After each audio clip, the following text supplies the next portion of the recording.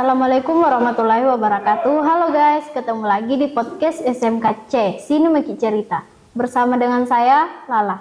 Nah, di sini saya sudah bersama dengan salah satu guru dari SMK Negeri 1 Kolaka Utara. Narasumber kali ini merupakan guru bahasa Indonesia. Halo Bu, selamat datang. Halo. Sebelumnya terima kasih karena sudah mau hadir di podcast SMKC ini. Sama-sama. Boleh Bu, diperkenalkan dulu namanya siapa? Oke, ya terima kasih. Jadi Assalamualaikum warahmatullahi wabarakatuh. Perkenalkan, nama saya Mirdana, SPD. Saya di SMK Negeri 1 Kolaka Utara sebagai guru bahasa Indonesia. Pertama-tama dulu, sekarang apa kesibukan tak? Kesibukan saya untuk saat ini selain mengajar di SMK Negeri 1 Kolaka Utara, saya juga kebetulan mengajar di salah satu sekolah swasta, yaitu di MTS Lametuna. Terus bagaimana awal mulanya bisa masuk di SMK? Oke, jadi awal mula saya bergabung di SMK Negeri 1 Kolaka Utara, bisa dibilang bahwa hal yang tidak pernah saya duga. Jujur, dari dulu sebenarnya salah satu keinginan saya adalah ingin sekali bergabung di sekolah SMK Negeri 1 Kolaka Utara. Tapi karena mungkin saya bisa dibilang malu untuk kesini, tapi alhamdulillah salah satu guru di sini, beliau berbaik hati dan mengingat saya pada saat ada salah satu kekurangan guru bahasa Indonesia, dan beliau menghubungi saya pada saat itu, dan saya sangat-sangat berucap terima kasih karena diberi kesempatan dan diberi kepercayaan untuk bisa bergabung di SMK Negeri 1 Kolaka Utara yang memang sudah lama sangat-sangat saya inginkan. Kalau boleh tahu siapa yang hubungi? Kebetulan beliau adalah salah satu guru pamong saya pada saat saya PPL di sini. Beliau adalah Bapak Dedi Darmanto, SPD.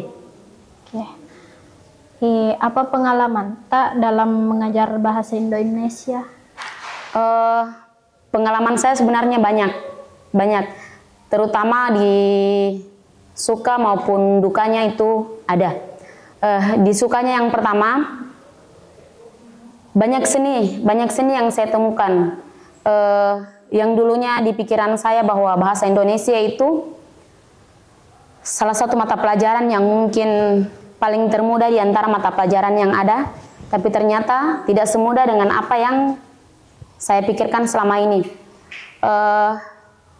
Kemudian dukanya, terkadang saya menghadapi tantangan yang dimana menghadapi karakter siswa yang pada dasarnya mereka punya dialek masing-masing di lingkungannya. Kemudian di sekolah itu bagaimana saya harus memberi mereka pemahaman tentang bagaimana menggunakan bahasa Indonesia yang baik dan benar. Tuh.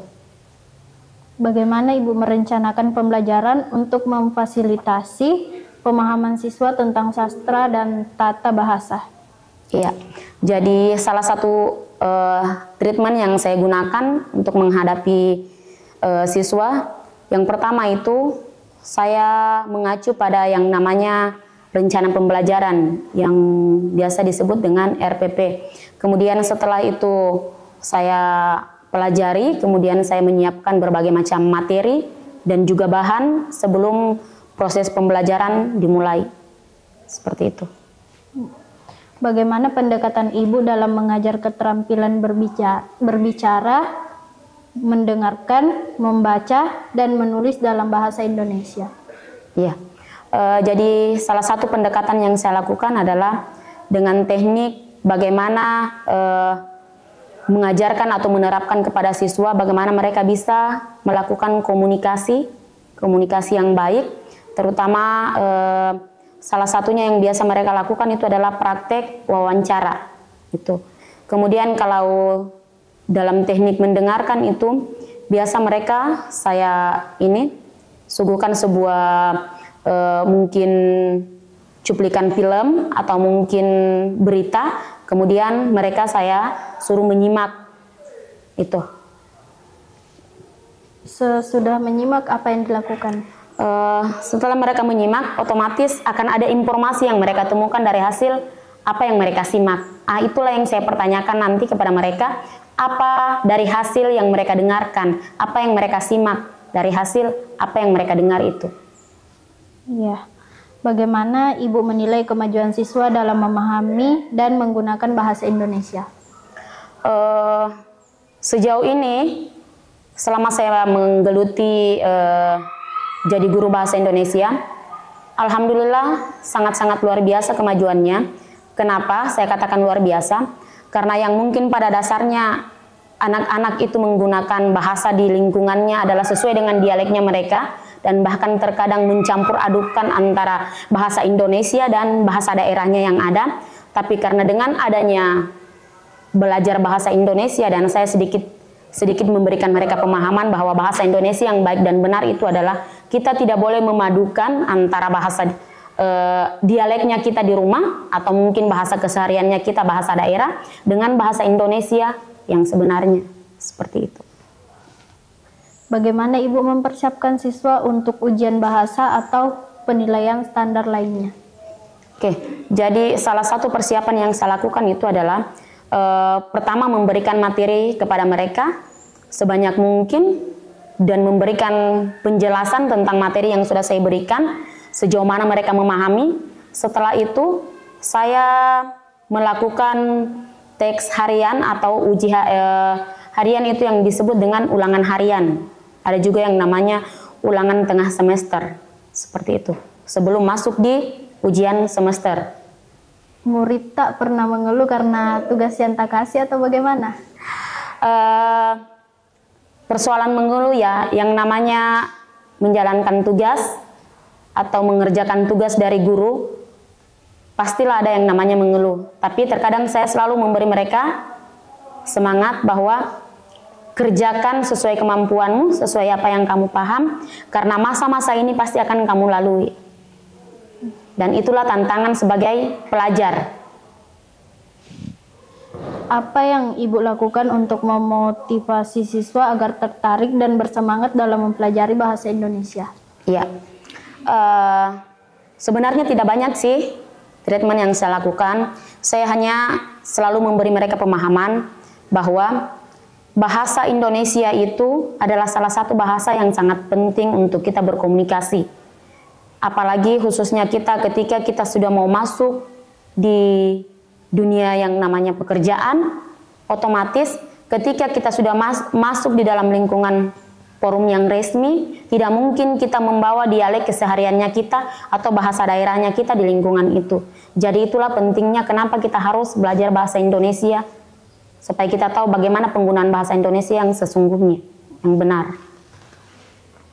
Bagaimana Ibu mengelola kelas untuk menciptakan lingkungan belajar dan inklusif dan berkolaborasi?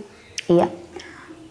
Pertama-tama yang saya lakukan setelah saya masuk di ruangan, sebelum saya memulai pelajaran, otomatis saya mengabsen dulu kehadiran siswa. Setelah itu, saya berusaha melihat situasi kelas. Ketika sudah kondusif, saya pikir sudah bisa memulai pelajaran dengan baik, mereka juga sudah nyaman pada tempatnya masing-masing, baru saya memulai materi yang saya berikan, seperti itu. Bagaimana pendekatan Ibu dalam mengajar bahasa Indonesia kepada siswa yang memiliki kebutuhan khusus? Iya, sebenarnya siswa yang memiliki kebutuhan khusus ini adalah salah satu tantangan bagi kami guru, terlebih khusus kepada saya bahasa Indonesia. Jadi treatment yang saya lakukan itu adalah memberi dia waktu khusus. Saya meluangkan khusus waktu buat dia, mendampingi dia sampai sejauh mana dia merasa bahwa dia sudah paham dengan apa yang saya berikan kepada temannya. Seperti itu. Bagaimana Ibu menggunakan teknologi dalam pengajaran bahasa Indonesia? Iya, teknologi dalam pengajaran bahasa Indonesia, saya pikir bukan hanya materi bahasa Indonesia ya, tapi semua pelajaran yang ada di sekolah itu sudah secara tidak langsung itu berhubungan dengan yang namanya teknologi. Kalau untuk di bahasa Indonesia itu, saya melakukan ketika mereka teks wawancara atau melakukan praktek wawancara, atau mungkin mereka ada materi tentang teater, di situ saya biasa memadukan teknologi di mana saya biasa memutarkan mereka film atau salah satu contoh-contoh bagaimana orang melakukan teks wawancara. Seperti itu. Oke, pertanyaan terakhir Bu, apa visi Ibu tentang pengembangan kurikulum bahasa Indonesia di sekolah ini? Iya, salah satu visi saya, bagaimana saya ingin menerapkan kepada anak didik, khususnya SMK Negeri 1 Kolaka Utara ini, agar mereka lebih cenderung memahami, mengetahui bagaimana itu bahasa Indonesia yang baik dan benar, karena pada dasarnya anak SMK ketika keluar dari atau sudah selesai menempuh pendidikan di SMK, otomatis mereka itu akan terjun yang namanya ke dunia pekerjaan. Di dunia pekerjaan itu kita membutuhkan komunikasi yang baik, seperti itu. Jadi saya menerapkan bagaimana bahasa Indonesia itu bisa sebagai salah satu mata pelajaran yang mendominasi, yang bisa menjadi acuannya mereka, bahwa ini sangat penting untuk mereka ketahui sebagai dasar mereka, seperti itu.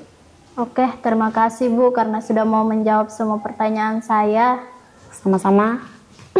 Itulah tadi perbincangan saya dengan Ibu Mirdana. Sekian dari saya, Mutahara atau Lala. Sampai jumpa di podcast selanjutnya. Bye-bye.